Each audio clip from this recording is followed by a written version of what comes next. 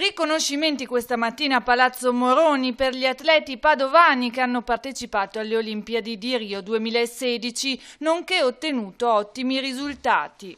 Tra loro Francesco Bettella, doppia medaglia d'argento alle Olimpiadi in Brasile, neoingegnere meccanico, ha iniziato a nuotare a 3 anni. Ho vinto 2 medaglie d'argento alle Paralimpiadi di Rio nel nuoto, nei 50 e nei 100 metri d'orso.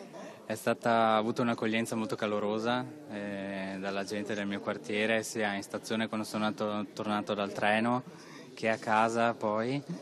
E poi domenica scorsa mi ha festeggiato il mio quartiere e la mia parrocchia, è stata una grandissima festa e ho realizzato veramente quello che ho fatto quando sono tornato tra la mia gente, insomma, perché a Rio era tutto un po' attutito, insomma. Anche Iomide Folorunso, atleta finalista della staffetta 4x400, riesce a conciliare lo studio con lo sport. Allora, semifinalista nei 400 ostacoli, che sono la mia specialità, e una finale con il record italiano con la staffetta 4x400. Siamo arrivati sesti in finale.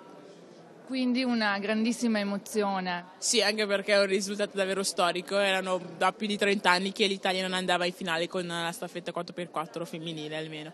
Sì. Ricordiamo quel giorno. Bellissimo, facendo il record italiano abbiamo avuto l'accesso alla finale, è stata un'emozione unica. Giovanissima e sei anche studentessa, ricordiamo che si possono raggiungere questi risultati anche studiando all'università. Sì, si può, se si vuole si può, certo. Premiati anche gli altri atleti padovani, tra questi il veterano Ruggero Pertile. Che consiglio dare a chi vuole intraprendere il tuo stesso percorso? Che consiglio? Ci sono tanti consigli che si possono dare, sicuramente di crederci sempre anche nei momenti di difficoltà, perché poi se uno è determinato e ci mette impegno i risultati prima o dopo arrivano.